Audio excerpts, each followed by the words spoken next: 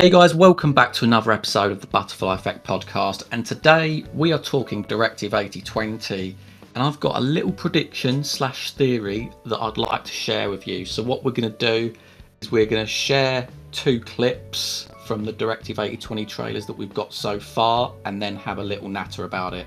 So let's take it away, mate. I've always wanted to fly.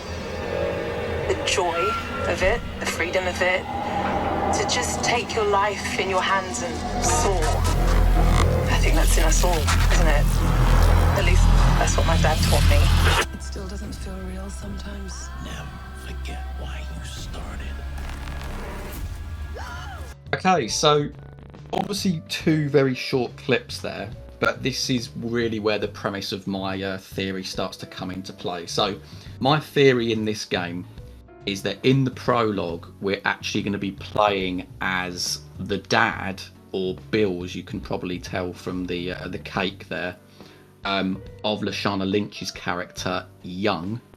And we're not going to know necessarily what happened to him. Maybe he's assumed dead, maybe he actually dies. We know how it works with prologue fodder and such.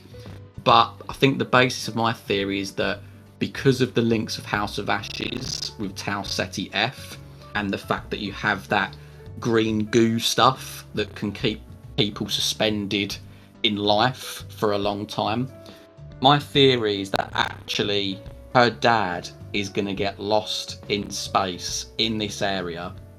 He'll be suspended in the goo stuff, and then later on in the game he's then going to meet his daughter again, who he has inspired to go into space to do like he did in his younger years.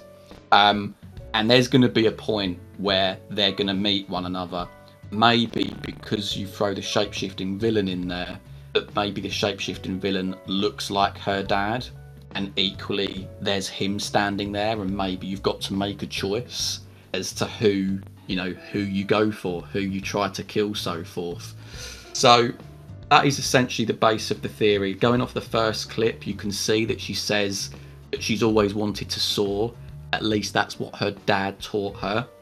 And then in this second clip here, we can see the birthday cake. And clearly, I'm assuming this guy is like another member of the crew. But he's also saying, never forget why you started. And that's perhaps to follow in her dad's footsteps. So that's the theory. What's your thoughts, lad? Have you got anything to add on it? Yeah, I would like it. Personally, I think with these DPA prologues, the only prologue I truly rate as memorable was Little Hopes. I feel like The Devil in Me's was very forgettable. I feel like Man of Medan's was quite forgettable. House of Ashes was cool for context and the art of it, and the different kind of century and historical setting we got.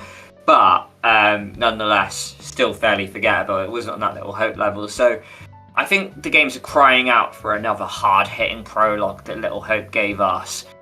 And if it had a way to tie it into the main story like your theory did, that would be a very strong start. So I truly like it.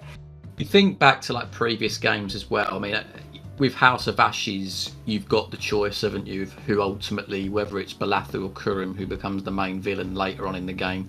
With The Quarry, you've got the fact that Laura and Max as the prologue characters do carry on into the main game. So they have got a history of it, but then I come back to that survey where perhaps they needed to shake things up a little bit because the prologues do start to get a little bit predictable where, okay, all the characters are going to die. So it would be great.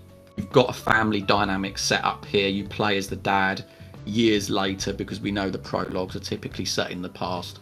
You're then playing as his daughter, who's inspired by his journey into space, and she ultimately meets him in some way. But of course, you've got the dilemma of the shape-shifting villain as well. So yeah, we'll have to see. We'll have to see what this brings. Obviously, guys, let us know what your takes on this are, and have you got any Directive 8020 theories yourself?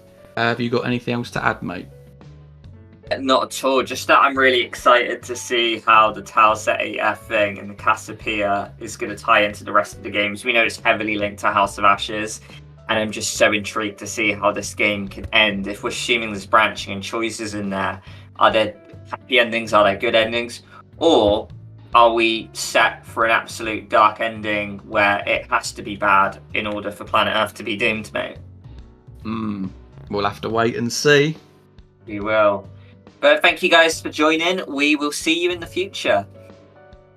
Catch you later.